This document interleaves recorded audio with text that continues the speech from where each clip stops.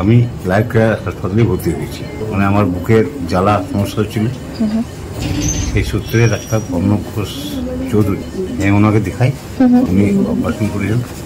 এখন আমি সুস্থ। নমস্কার, আমি ডক্টর অর্ণব ঘোষ চৌধুরী, আমি কনসালটেন্ট ইন্টারভেনশনাল কার্ডিওলজিস্ট। আমি লাইফ কেয়ার হসপিটালে রয়েছি।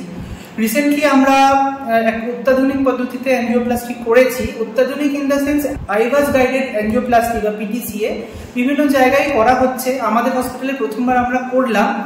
ইন্ট্রাভাস্কুলার আল্ট্রাসাউন্ড বা আইভাস গাইডেড অ্যাঞ্জিওপ্লাস্টির সুবিধা হচ্ছে অ্যাঞ্জিওপ্লাস্টিকে উইথ প্রিসিশন করা যায়, অর্থাৎ 100% নিখুঁতভাবে করা সম্ভব। ব্যাপারটা কি, নর্মালি আমরা অ্যাঞ্জিওপ্লাস্টি যেভাবে করি, নর্মাল অ্যাঞ্জিওগ্রাফিক পিকচারের উপর ভরসা করে ক্যাথ ল্যাবে যেভাবে করি, তাতে আপনি ধরে নিন মোটামুটি 90 to 95% অ্যাকিউরেসিতে অ্যাঞ্জিওপ্লাস্টি করা সম্ভব। কিন্তু আইভাস গাইডেড মানে ইন্ট্রাভাস্কুলার আল্ট্রাসাউন্ড গাইডেড অ্যাঞ্জিওপ্লাস্টির ক্ষেত্রে 100% অ্যাকিউরেসির মাধ্যমে অ্যাঞ্জিওপ্লাস্টি সাকসেসফুলি করা সম্ভব। কারণ আইভাসের ক্ষেত্রে যেটা হয়, একটা সরু ক্যাথিটারের মুখে একটা ছোট্ট ক্যামেরা লাগানো থাকে, যেটা হার্টের রক্তনালীর মধ্যে গিয়ে রক্তনালীর ভেতর থেকে তার ক্রস সেকশনাল ছবিটা তোলে। তাহলে কি হয়, যে ব্লকেজ রয়েছে সেই ব্লকেজের সামনে এবং পেছনের যে অংশ থেকে যে অংশ পর্যন্ত স্টেন্ট করা প্রয়োজন, সেই এরিয়াতে প্লাক মরফোলজি মানে ব্লকেজের কি ধরনের ব্লকেজ আছে, কতটা লম্বা ব্লকেজ আছে, এক্স্যাক্ট ডায়ামিটার কত এবং কি সাইজের স্টেন্ট দিলে অ্যাঞ্জিওপ্লাস্টিটা বেস্ট হবে, সেটা যেমনি ডিটারমাইন করা যায়।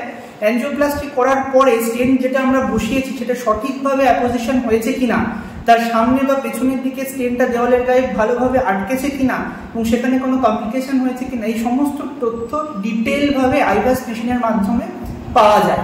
যাতে কি হয় যে একটা খালি চোখে বা নর্মাল অ্যাঞ্জিওগ্রাফির মাধ্যমে একটা অ্যাঞ্জিওপ্লাস্টি বাইরে থেকে দেখে মনে হতে পারে যে আমি পারফেক্টলি করেছি, কিন্তু অনেক ক্ষেত্রেই দেখা যায় যে আইভাস মেশিনের মাধ্যমে কনফার্মেশন করার সময় দেখা যায় যে স্টেনটা হয়তো পুরোপুরি ভালোভাবে ফোলেনি বা এক্স্যাক্ট লেন্থ ঠিক মতন মেনটেন হয়নি বা স্টেন্টের এজের ডাইসেকশন হয়েছে বা কোনো সমস্যা হয়েছে যেটা খালি চোখে ধরা পড়ছে না।